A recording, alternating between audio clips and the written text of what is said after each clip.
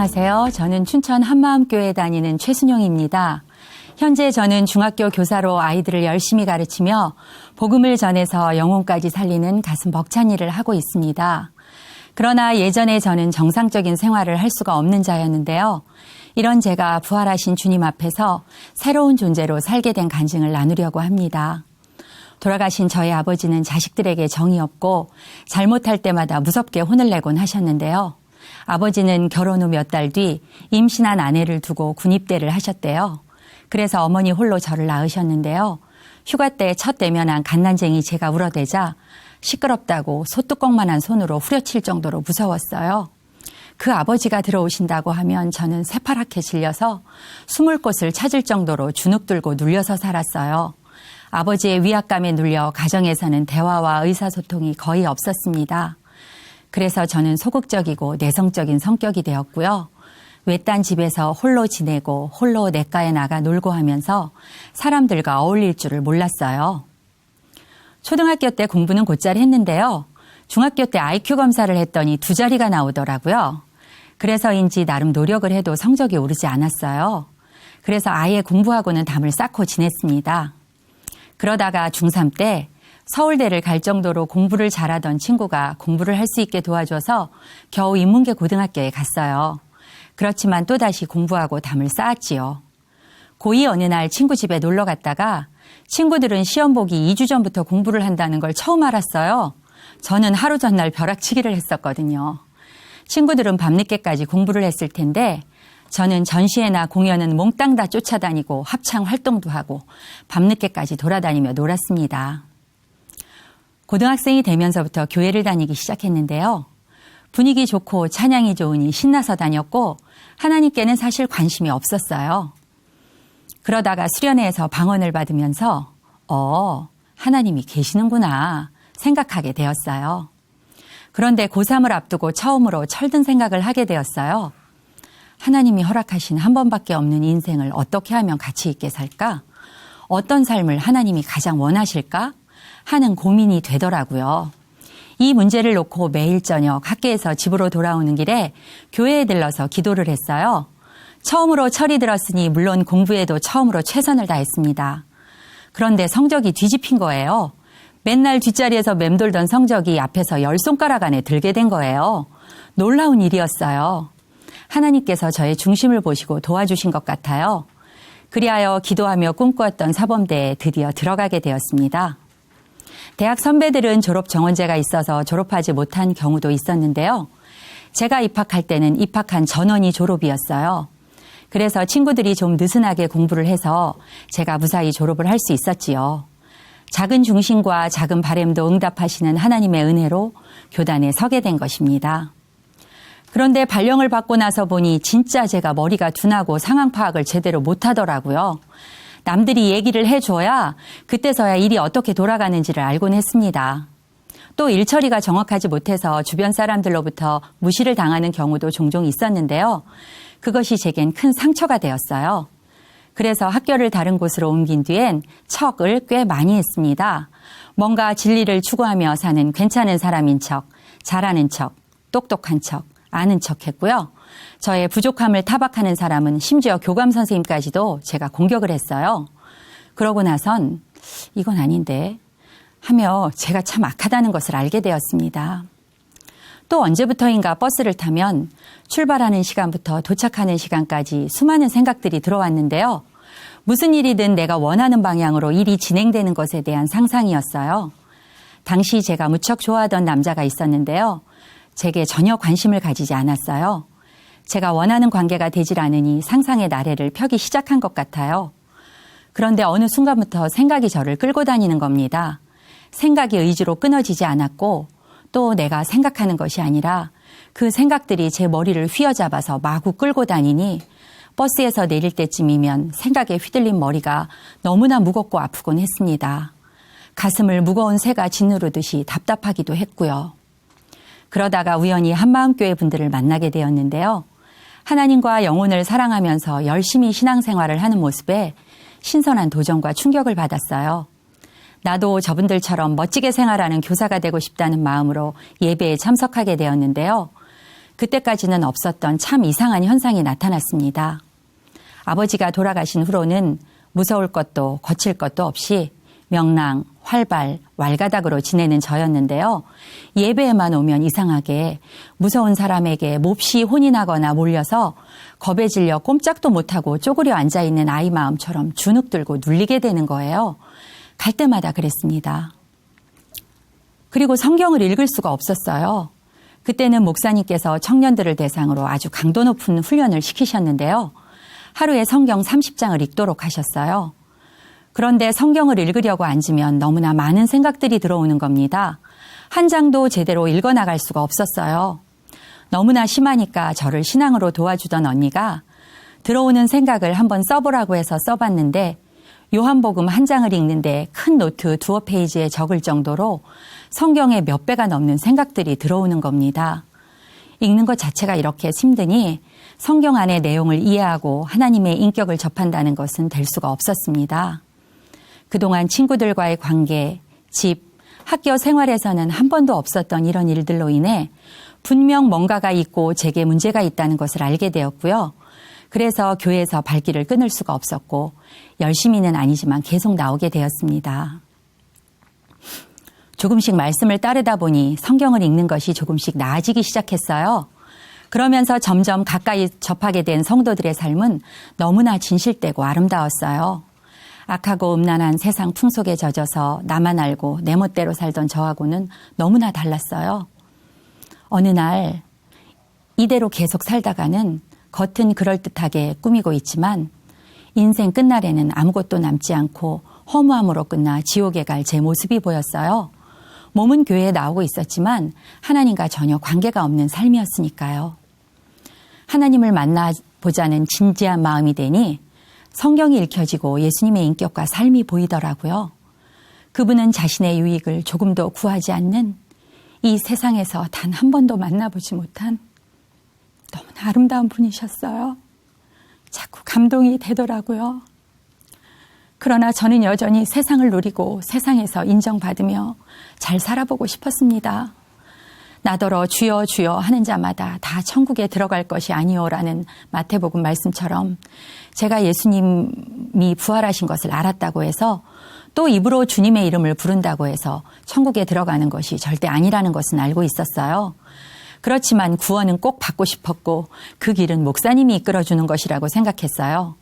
그래서 어느 날 예배가 끝난 뒤에 목사님을 찾아가 어떤 수단 방법을 쓰시더라도 제가 반드시 구원을 받을 수 있게 해달라고 아부를 했어요. 그런데 그날 집으로 돌아오는 버스 안에서 정죄의식이 들어오는 겁니다.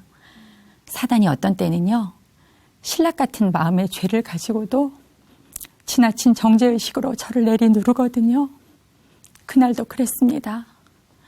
하나님을 만나고자 하는 자라면 전심을 다해서 진실함으로 엎드리며 나가야지 어떻게 목사님께 그런 말도 안 되는 행동을 했나. 그동안 목사님이 얼마나 잘 이끌어 주셨는데 그런 추악한 모습을 보여드렸나 하며 정죄의식이 제 머리를 휘둘렀어요. 중간에 버스가 휴게소에 서서 화장실에 다녀오는데 어떤 강력한 힘이 저를 휴게소 옆에 개천으로 몰아가는 겁니다. 저 아래에 있는 개천에 제 몸을 던지도록 말이죠. 저를 죽음으로 던지려는 그 힘과 항거하면서 애를 써서 다시 버스에 몸을 실었습니다. 출발한 버스가 대관령에 다다르자 그 힘이 다시 저를 몰아갔어요.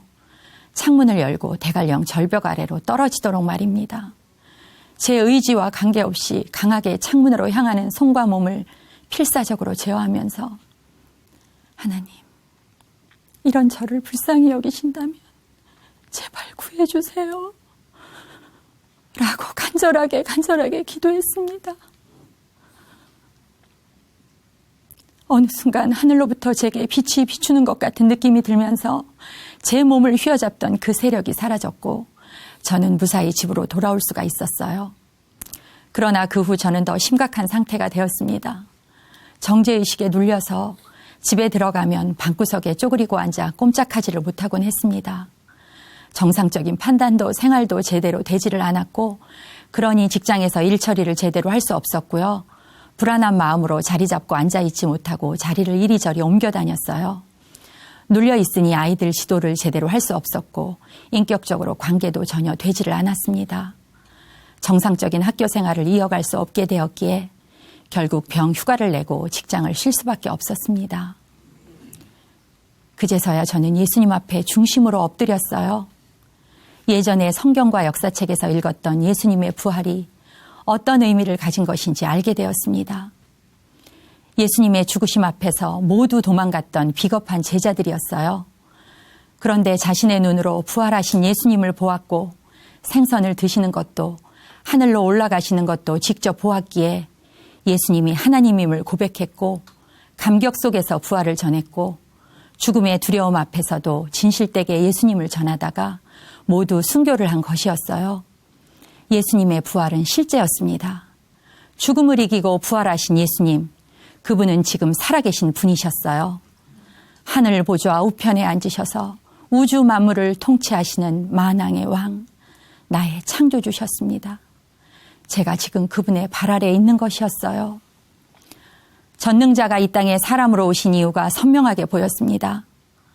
죽음의 두려움에 매인 이 땅에서 죄에 눌리고 마귀에게 끌려다니는 저를 위해 하나님이 사람으로 오신 것이었어요. 전능자가 십자가에서 죽으심으로 모든 문제를 다 해결하셨고 당신을 믿을 수 있는 부활이라는 확실한 증거까지 주셨어요. 그런데도 저는 이분을 주인으로 믿지 않고 여전히 내가 마음의 보좌에 앉아 추악한 내 욕심과 내 마음대로 살아가며 그분을 이용하고 보좌에서 끌어내려 짓밟는 삶을 살아가고 있었습니다. 끝까지 이분을 주인으로 믿지 않는 저의 중심이 마귀와 똑같았습니다. 아니, 마귀보다 더 악랄한 자가 바로 저였어요. 부활하신 예수님 앞에서 저는 회개의 눈물을 흘릴 수밖에 없었습니다. 비로소 영원하신 전능자 앞에 무릎을 꿇고 마음 중심에서 나오는 회개를 하게 되었어요. 예수님, 저는 예수님을 믿지 않는 악한 자였습니다. 용서해 주십시오. 이제는 제가 왕이 되어 살지 않겠습니다. 당신을 저의 주인으로 모십니다. 당신 보좌 앞에 엎드려 경외하며 당신의 뜻에 따라 살아가는 자가 되기를 원합니다. 예수님은 나의 주, 나의 하나님이십니다. 이렇게 예수님을 주인으로 모시고 나니 세상을 잃는 것이 아니라 영육 간에 더 풍성한 삶을 주시고 넘치는 평강과 기쁨을 주시더라고요. 저는 늘 저를 보며 우울하고 절망하고 어둠에 뒤덮인 모습일 때가 많았어요. 그러나 하나님께서는 거듭난 제가 얼마나 고귀한 자인지 정결한 자인지를 볼 수 있게 해주셨어요. 또 죄 지을 때마다 흠없는 보배 피로 씻어주시며 그 어떤 상황에서도 일으켜 세워주십니다. 뒤돌아보지 않고 살리고 건져야 할 영혼을 향해, 앞을 향해, 영원한 나라를 향해 전진하라고 하세요. 왕 같은 제사장이요 거룩한 나라의 백성으로 거듭난 저를 이 땅에 사명자로 보내셔서 영혼을 살리는 일을 하라고 하시는 것이지요. 그래서 매일 아침 출근하여 학교에 들어설 때는 저도 모르게 입꼬리가 올라가며 환한 미소가 나와요. 하나님께서 새피조물 최순영 파이팅 하며 저에게 미소 지으시는 것 같아요. 그래서 저를 쳐다보는 사람들도 덩달아 얼굴이 환해져서 인사를 나누게 되고요. 그것이 복음을 전하는 기회가 되곤 합니다. 제가 한문교사거든요. 그런데 대부분의 아이들이 한자를 어려워해요. 그래서 한자 속에 담겨있는 재미있는 원리와 비밀들을 풀어서 그림으로 그리며 얘기해 주지요. 얘들아, 배울 학자의 아랫부분은 아이가 집안에 있는 모습이고 윗부분은 왼손과 오른손 사이에 계산 공부하는 산가지를 놓고 있는 모양이야. 아이가 계산 공부를 배우고 있어서 배울 학자가 된 거야. 하면 아이들은 재밌는데요? 하면서 재밌어라 수업을 들어요. 어떤 아이들은요, 부족하고 실수를 많이 하니까 저를 부담 없어 하고 더 좋아하더라고요. 그래서 누가 아프다던가 불안하다던가 하면 저에게 기도해달라고 부탁도 하고 신앙에 대한 궁금증들을 서슴없이 질문도 합니다. 그런 기회를 통해 성경의 예언대로 부활하신 예수님이 하나님임을 선포하고 부활의 소망과 회개하고 예수님을 주인으로 믿을 것을 권하지요. 그래서 어떤 아이들은 복도에서 저를 만나면 할렐루야, 아멘 하면서 인사를 하는 녀석들도 있어요. 하루는 교실에 들어섰는데 어떤 아이가 쌤, 저희 내일 시험인데요. 기도 좀 해주세요 하더라고요. 그래서 그래? 우리 같이 기도할까? 하니 아이들 모두 손을 모으고 눈을 감더라고요. 그래서 하나님, 아이들 모두 머리를 맑게 해주시고 그동안 열심히 노력한 모든 것이 다 생각나게 해주세요 하고 기도했고 저도 아이들도 얼굴이 환해졌지요.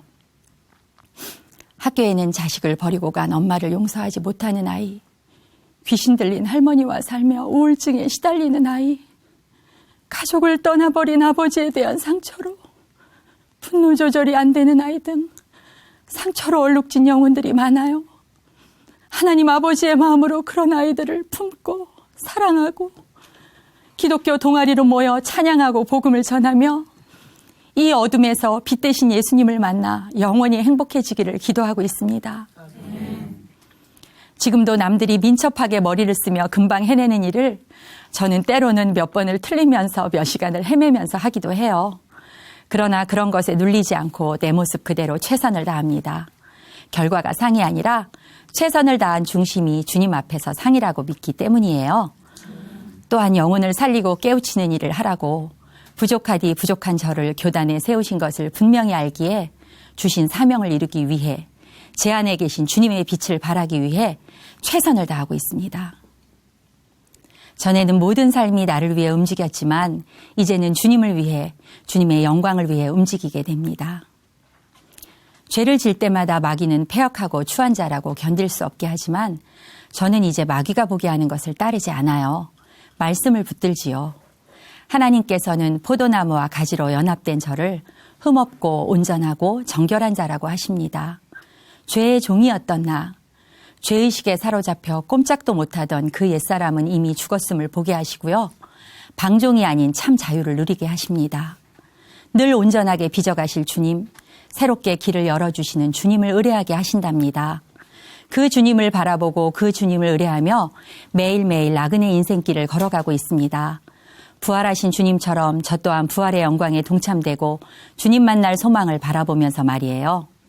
오늘도 허락하신 하루를 감사드리며 살아계신 하나님과 동행하고 하나님께 영광이 되기를 원합니다. 감사합니다.